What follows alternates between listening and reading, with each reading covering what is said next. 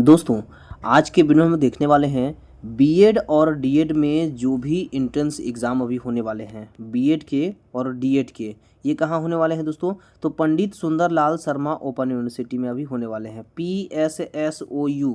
इसमें अभी बीएड और डीएड डीएलएड के एग्ज़ाम अभी होने वाले हैं, एंट्रेंस एग्ज़ाम। तो जो भी मैं क्वेश्चंस अभी ऐड करवा रहा हूँ या उसको रिपीट करवा रहा हूँ, ये एंट्रेंस एग्ज़ाम के लिए बहुत ही ज़्यादा इम्पोर्टेंट होने वाला है 2025। किसके लिए? एंट्रेंस एग्ज़ाम के लिए। केवल बीएड और डीएड के नहीं, अगर ये क्वेश्चंस आप अगर एक टीचिंग लाइव के रूप में और टीचिंग के रूप में आप इसको ध्यान करके अगर पढ़ेंगे तो बहुत ज़्यादा इम्पोर्टेंट होने वाला है। तो वीडियो पे नए हैं तो वीडियो को लाइक करेंगे और चैनल पे नए हैं तो चैनल को सब्सक्राइब करते हुए ज़रूर जाएंगे, ताकि मैं जो भी नए नए वीडियो बनाकर डालूँगा तो आप तक नोटिफिकेशन पहुंचते जाएंगे। तो चलिए स्टार्ट करते हैं हम लोग पहले क्वेश्चन के लिए। तो पहला क्वेश्चन है, मूल्यांकन का सर्वाधिक अर्थपूर्ण राह है। तो पहला क्वेश्चन है, मूल्यांकन का सर्वाधिक अर्थपूर्ण राह है। इसका जो करेक्ट आंसर हो जाएगा वो बी नंबर हो जाएगा। निरंतर और विस्तृत मूल्यांकन इसका करेक्ट आंसर हो जाएगा। निरंतर और विस्तृत मूल्यांकन करेक्ट आंसर हो जाएगा। बात करते हैं अगले क्वेश्चन के लिए। तो जो अगला क्वेश्चन है, एक अच्छे वार्तालाप संचारण में जरूरी है। तो एक अच्छे वार्तालाप में क्या चीज़ें जरूरी हैं? तो रुके बिना बोलना। अगर एक अच्छे वार्तालाप है, वार्तालाप का मतलब होता है कि बात करना, ठीक है। तो अच्छा वार्तालाप कब होंगे? जब रुके बिना बोलते चले जाएंगे तो एक अच्छा वार्तालाप होंगे। अब बात करते हैं अगले क्वेश्चन के लिए। तो जो अगला क्वेश्चन है वो है, शिक्षण कौशल तालीम का निर्धारक है। तो जो शिक्षण कौशल तालीम का निर्धारक है उसका करेक्ट आंसर क्या हो जाएगा? घटक। डी नंबर करेक्ट आंसर हो जाएगा। बात करते हैं अगले क्वेश्चन के लिए। वर्ग शिक्षण में सूचना माध्यम वर्ग से दूर रहना और चले जाना को असर करती है। कह नहीं सकते, सहमत हैं, सहमत नहीं है, इनमें से कोई नहीं। तो इसका जो करेक्ट आंसर हो जाएगा वो क्या होगा? बी नंबर, सहमत है। बी नंबर इसका करेक्ट आंसर हो जाएगा। बात करते हैं अगले क्वेश्चन के लिए। स्कूल संकुल की परिकल्पना प्रथम स्थापित हुई।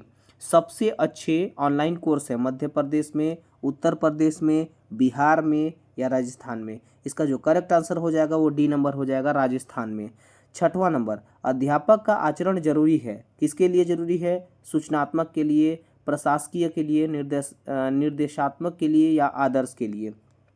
तो इसका जो करेक्ट आंसर हो जाएगा वो इस डी नंबर हो जाएगा, आदर्श के लिए जरूरी है। अब बात करते हैं अगले क्वेश्चन के लिए। यशपाल कमेटी रिपोर्ट का नाम है, क्या है यशपाल कमेटी का नाम? तो इसका जो करेक्ट आंसर हो जाएगा वो बी नंबर, बिना बोझ के शिक्षण यशपाल कमेटी रिपोर्ट का नाम है। निम्न में से कौन सा तत्व धम्म में वर्णित नहीं है? दान पुण्य पूर्ण या संघ के प्रति आस्था या भातृभाव या माता पिता का आज्ञा का पालन करना। इसका जो करेक्ट आंसर हो जाएगा वो संघ के प्रति आस्था। तत्व धम्म में वर्णित नहीं था, संघ के प्रति आस्था। बात करते हैं अगले क्वेश्चन के लिए। तो अगला क्वेश्चन है, निम्न में से कौन सा तालीम शिक्षण का स्तर नहीं है? तो तालीम शिक्षण का स्तर कौन सा नहीं है? असमानता का स्तर। असमानता का स्तर जो है वो तालीम शिक्षण स्तर नहीं है। अब बात करते हैं अगले क्वेश्चन के लिए। तो जो अगला क्वेश्चन है, झूमिंग किस कृषि का एक प्रकार है? तो झूमिंग जो है वो किस कृषि का एक प्रकार है? तो इसका जो करेक्ट आंसर हो जाएगा वो क्या हो जाएगा? स्थानांतरण कृषि का एक प्रकार है झूमिंग, ठीक है। अब बात करते हैं अगले क्वेश्चन के लिए। जो अगला क्वेश्चन है, दो अक्षांशों के बीच समायांतर, दो अक्षांश के बीच समायांतर कितना होता है? तो 4 minute. C number correct answer हो जाएगा इसका। अब बात करते हैं अगले क्वेश्चन, लावड़ी किस राज्य का लोक नृत्य है? जो लावड़ी है वो किस राज्य का लोक नृत्य है? तो महाराष्ट्र का है। इसका करेक्ट आंसर क्या हो जाएगा? सी नंबर, महाराष्ट्र हो जाएगा। अब बात करते हैं अगले क्वेश्चन के लिए कि दूरी समय आलेख का ढाल क्या प्रदर्शित करता है? दूरी समय और आलेख का ढाल क्या प्रदर्शित करता है? तो इसका करेक्ट आंसर हो जाएगा चाल। दूरी समय आलेख का ढाल चाल को प्रदर्शित करता है। अब बात करते हैं अगले क्वेश्चन के लिए कि रीति का बहुवचन दिए गए विकल्पों में से कौन सा है? तो रीति का बहुवचन कौन सा है? रीतियां। डी नंबर करेक्ट हो जाएगा। रीति, रीतियां, रीतियां, इसका जो करेक्ट स्पेलिंग होगा, मात्रा होगा, रीतियां। डी नंबर करेक्ट हो जाएगा। अब बात करते हैं अगले क्वेश्चन के लिए। तो जो अगला क्वेश्चन है वो है, निम्न में से सही शब्द चुने। तो निम्न में से सही शब्द कौन सा है? तो इसमें पता चल रहा होगा कि जो आदर्श है ऐसे नहीं होता, आदर्श ये वाला जो है वो करेक्ट आंसर हो जाएगा, बी नंबर करेक्ट आंसर हो जाएगा। कोई अच्छा अध्यापक बन सकता है, कब कोई अच्छा अध्यापक बन सकता है, उनमें क्या क्या चीज़ें होनी चाहिए, तो उनमें होने चाहिए वह जानता हो कि विद्यार्थी को कैसे नियंत्रित किया जाए, तब वो एक अच्छा अध्यापक बन सकता है, सी नंबर इसका करेक्ट आंसर हो जाएगा। अब बात करते हैं अगले क्वेश्चन के लिए। अध्यापन का सर्वाधिक महत्वपूर्ण कौशल्य है, जो अध्यापन है उसका सर्वाधिक महत्वपूर्ण कौशल्य क्या है, तो इसका जो करेक्ट आंसर हो जाएगा वो हो जाएगा क्या, विद्यार्थियों को समझ में आना, जो अध्यापक कह रहा हो, जो अध्यापक कहता हो तो विद्यार्थियों को समझ में आना चाहिए, ये उसके महत्वपूर्ण कौशल हैं। अब बात करते हैं अगले क्वेश्चन के लिए कि ज़्यादा तौर पे प्रभावी अध्यापन एक कार्य है, तो ज़्यादा तौर पे प्रभावी अध्यापन एक कार्य है, इसका जो करेक्ट आंसर हो जाएगा क्या हो जाएगा, जिनमें अध्यापक विद्यार्थियों को पढ़ाए और वह उनको समझ में आए, ठीक है, तो ये प्रभावी अध्यापन का कार्य कह सकते हैं। तो इसका करेक्ट आंसर क्या हो जाएगा, डी नंबर, 18वां का डी नंबर। अब बात करते हैं अगले क्वेश्चन के लिए कि एक व्यवसाय की सफलता आधारित है, तो एक व्यवसाय की सफलता कब आधारित होगी, कार्य की गुणवत्ता बनाए रखने पर, इसका करेक्ट आंसर हो जाएगा डी नंबर, कार्य की गुणवत्ता बनाए रखने पर एक व्यवसाय की सफलता आधारित होगी। अब बात करते हैं अगले क्वेश्चन के लिए कि जिस प्रक्रिया में व्यक्ति दूसरों के व्यवहार को देखकर सीखता है, न कि प्रत्यक्ष अनुभव के, तो उसको क्या कहते हैं, तो उसका जो करेक्ट आंसर हो जाएगा वो क्या कहते हैं, सामाजिक अधिगमन। जब कोई व्यक्ति दूसरों के व्यवहार को देखकर सीखता है और प्रत्यक्ष रूप से वो अनुभव के कारण सीखता है, तो उसका जो करेक्ट आंसर हो जाएगा वो सामाजिक अधिगम, डी नंबर इसका करेक्ट आंसर हो जाएगा। अगले क्वेश्चन के लिए कि म्यांमार इसका नया नाम है, तो म्यांमार किसका नया नाम है, तो वर्मा, बर्मा का नया नाम है Myanmar, C number correct. Chalukya का राजधानी शहर था, तो जो चालुक्य है उसका राजधानी शहर क्या था, डी नंबर बादामी, बादामी इसका क्या था, राजधानी शहर था। अब बात करते हैं अगले क्वेश्चन के लिए कि भारत के मूल निवासी थे, भारत के मूल निवासी कौन थे, तो द्रविड़, द्रविड़ भारत के मूल निवासी थे। अब बात करते हैं अगले क्वेश्चन, केसर मसाला बनाते वक्त पौधों का निम्न में से कौन सा हिस्सा उपयोग करते हैं, तो जब केसर बनाते हैं तो पौधे का किस हिस्सा को ऐड किया जाता है, तो इसका जो करेक्ट आंसर हो जाएगा क्या, वर्तिकाग्र, वर्तिकाग्र को ऐड किया जाता है। अब बात करते हैं अगले क्वेश्चन के लिए कौन से राज्य को बुद्ध धर्म का उम्ह कहते हैं, तो बुद्ध धर्म का उम्ह किसे कहते हैं, यूपी, सिक्किम, बिहार, एमपी, तो इसका जो करेक्ट आंसर हो जाएगा वो क्या हो जाएगा, बिहार को बोला जाता है। अगला क्वेश्चन है किस देश में शिक्षा के क्षेत्र में बौद्धिक उद्देश्य पर बल दिया गया, भारत, अथीनियम, स्पार्ट एंड ग्रीक, इसका जो करेक्ट आंसर हो जाएगा वो क्या हो जाएगा, ग्रीक।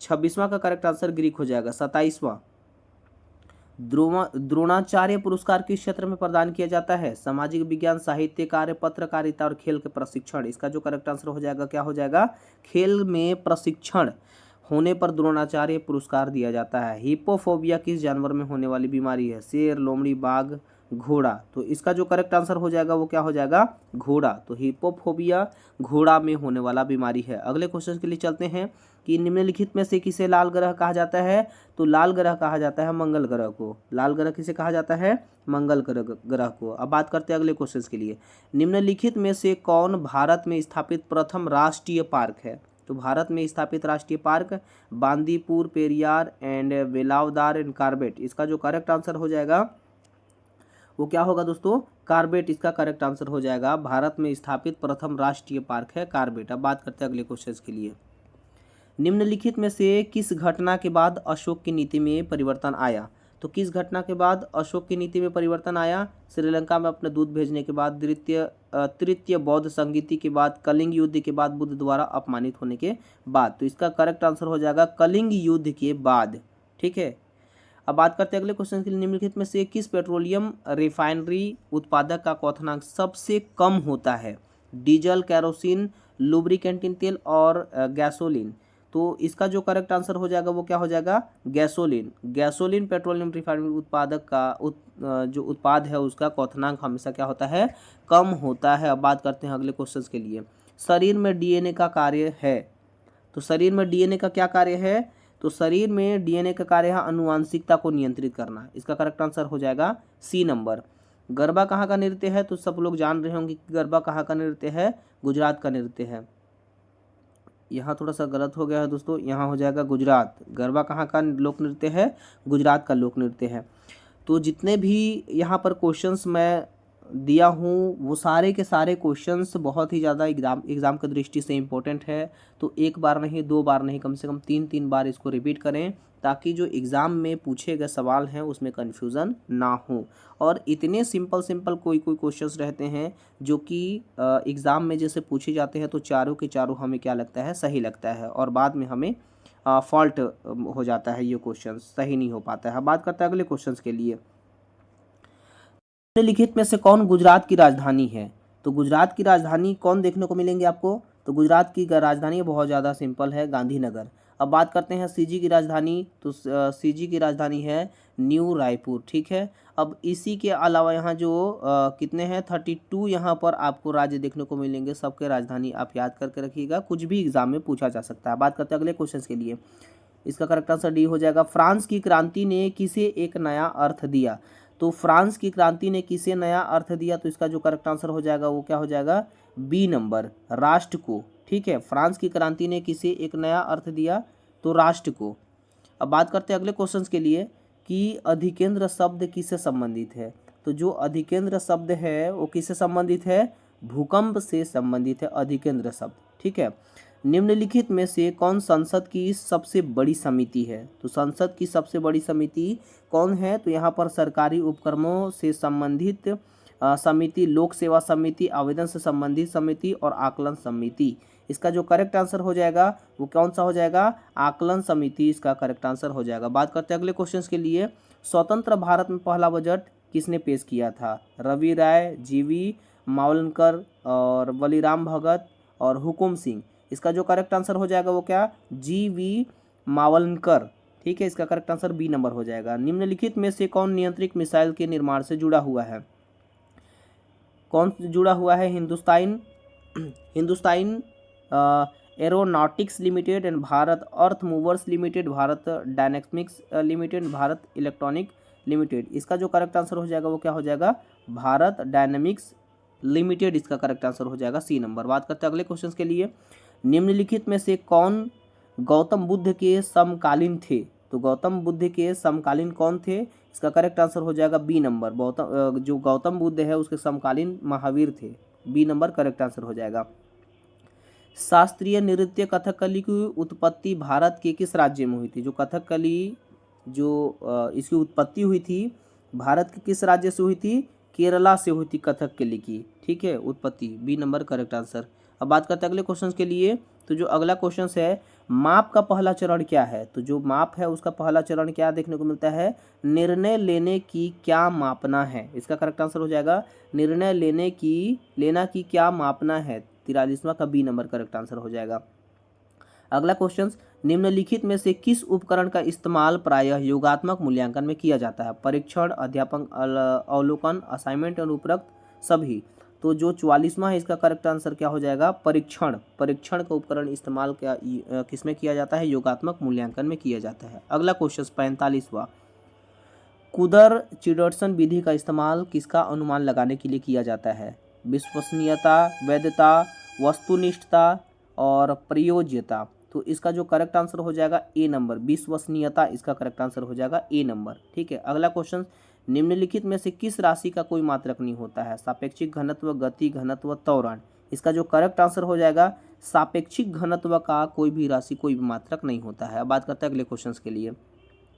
संसद के संयुक्त सत्र की अध्यक्षता कौन करता है? राज्यसभा के सभापति, प्रधानमंत्री, राष्ट्रपति और लोकसभा अध्यक्ष। संसद के संयुक्त सत्र की अध्यक्षता यहाँ पर लोकसभा के अध्यक्ष करते हैं। मैरी कॉम किस खेल से संबंधित है? 48वां क्वेश्चन, मैरी कॉम किस खेल से संबंधित है?